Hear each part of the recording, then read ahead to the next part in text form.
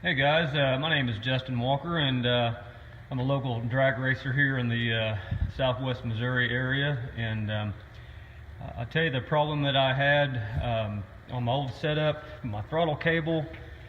I sent my carburetor off to have some custom work done and converted to E85 as well, and they custom calibrated it to my specs. When I got it back, they had changed the ratio of the secondaries, so they open a lot quicker.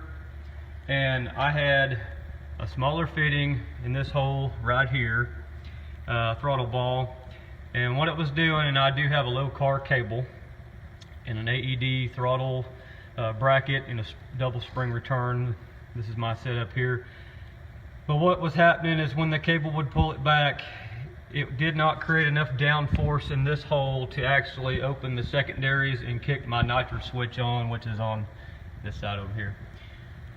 So I kind of looked around different companies that didn't really offer what I was looking for, and that's where KRC racing components come into play. I called Mel, told him what the problem I was having, and I said, I really like your quick disconnects that you have, but you only offer them with your rod linkage type.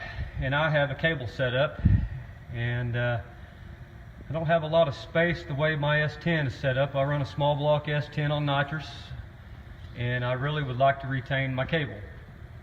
So this is what came with my Lokar setup, just your basic end. And so I mailed it to him, and a week went by and I got this back in the mail. This is one of their quick release systems. I really like it. Really like it. Just let me show you guys what this is all about. Number one, throttle ball is a whole lot bigger. I really like that. And then this quick disconnect. Never seen anything like them until now. And the way that I actually found KRC was just on the web. Didn't realize they were only about 45 minutes away. Small world. Just press that on there. Twist, and you're done. So I would just like to give a shout out to Mel Clishman, KRC. I'm able to get full throttle now. Have no problems with my micro switch coming on for my nitrous. I have plenty of downforce. The only thing that I ran into by using this type of return spring and throttle bracket is one of the bushings that comes with KRC's bolt, throttle ball bolt, is they have two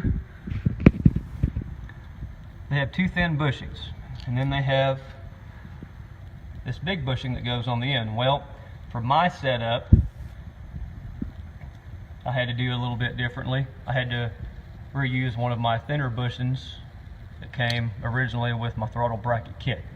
Now, I know everybody's setup is going to be different, so it may work, but if somebody does go to order one of these, you might specify what bushing you may need. That way they can send you the right stuff and you don't have to wait on any parts or any kind of hiccups that come about. But I will say that they are very helpful, very nice people. I really appreciate them. They were fast and they do really good work. So I took it up myself to make this video. And you guys have a great day. Thank you.